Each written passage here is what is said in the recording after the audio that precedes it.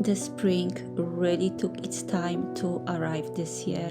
I've been noticing the little signs of the changing seasons for a while, but the days were still cold and the trees on the hills bare. We had lots of rainy and gloomy days, and more than ever I felt like nesting. But May brought change. The air became warm, filled with beautiful birdsong, and it smells of sweet flowers and green leaves. The English countryside feels alive and brand new. After what felt like a very long and grey winter, everything's vibrant and inspiring. More than ever, I am happy that I've created this channel and my candle company to share those beautiful views and scents that are given to us by Mother Nature, and yet so many take them for granted. Not me, or I should say not us, as you are here with me watching this video, so I think I am safe to assume we both share the love for peaceful life, for nature, countryside. We're striving to create warm, cozy homes for our loved ones and just make the most of our time on this earth. You probably, just like me, already realized that every moment is precious. I'm glad to have you here and share my one precious life with you. I haven't been shopping for so long that it's almost funny that I am a shop owner myself, but it's the physical stores that make me feel overwhelmed. I much prefer shopping and of course selling online.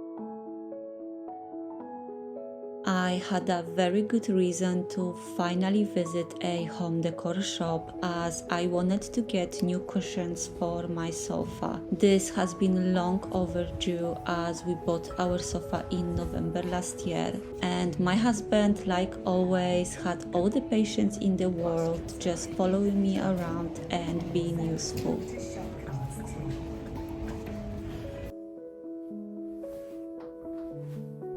Despite my best intentions to add some color to my home for summer, I was thinking maybe some forest colors like deep greens, but of course I ended up buying neutral decor. I really can't help it, it's deeply rooted in me. A friend recently asked me if I ever wear any colors, and the answer is the same for my home decor and for my clothes: no, unless it's an earthy tone.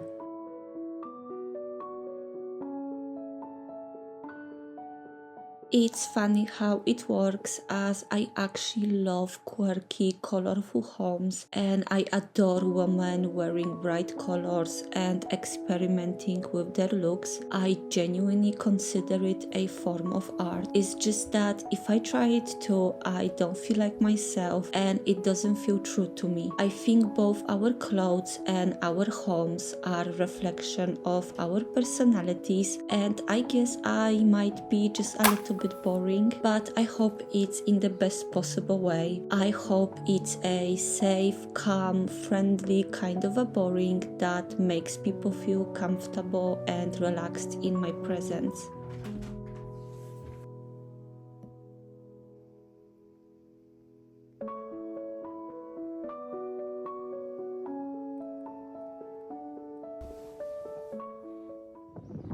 The spring has arrived even on the hills. The acid green leaves started appearing recently, and this is when I personally declare the beginning of the new season. Spring always seems to arrive faster in the villages at the foot of the hills and much later up here. I think it's because of strong winds and icy cold rains on higher altitudes. I feel like the trees growing here have it harder than the trees growing in the lower placed villages, but nevertheless they always come back to life with the most vibrant green leaves that take my breath away every year. This serves as a reminder that everything and everyone has its own timing in life, and we should never compare our growth to another person. We all have unique backgrounds and values and personality traits, and we all bloom in our own time that is right for us.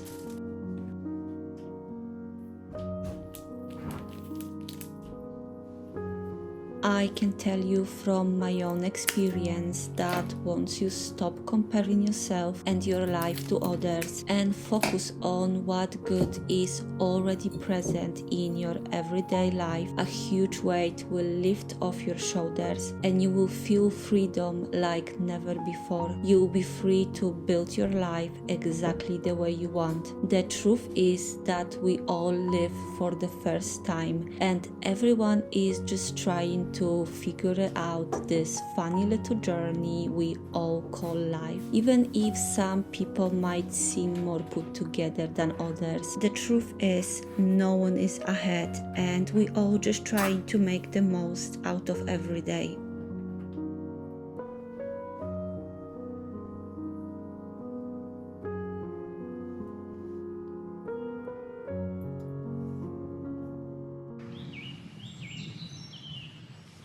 English folklore is full of stories of mystical fairies residing in ancient forests. It's really no surprise that one would believe in fairy when your eyes meet a view like this.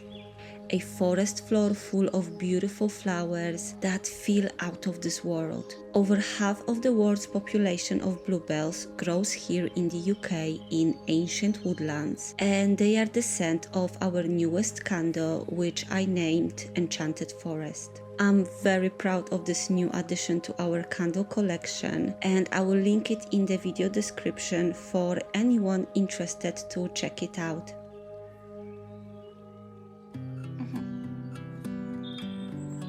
On one gloomy morning, Andre and I visited Castle Combe, a charming medieval village in the Cotswolds. Regular viewers of my channel know it well, as my husband and I love this little place. We live only an hour away, so we come here every few months. I was pleasantly surprised by how far spring has progressed here.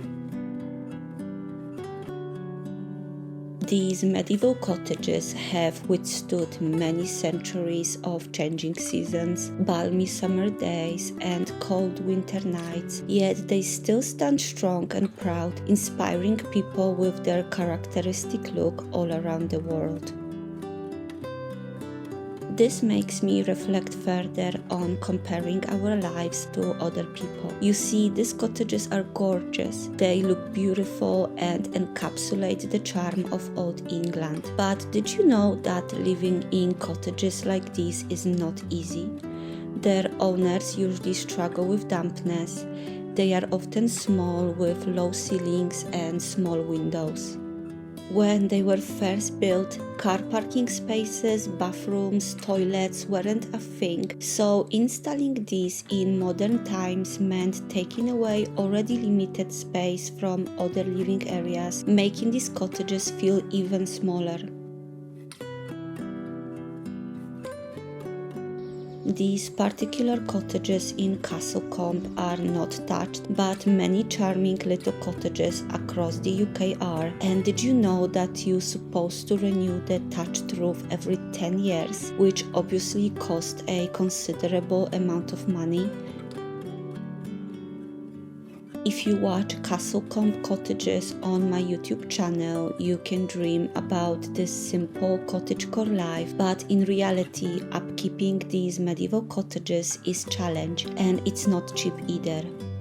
Of course, it's totally worth it for those who call these their homes, and preserving them for generations to come is the right thing to do. But what I'm trying to say is that it's not as simple and easy as it seems in the cottagecore content that you see on the internet. And this exact same thing goes for comparing ourselves and our lives with others. Instead of feeling resentful or feeling behind in your life, it's best to focus on our own experiences and find strength and grace in our imperfect lives. Just like these cottages inspire people all around the globe despite being far from perfect.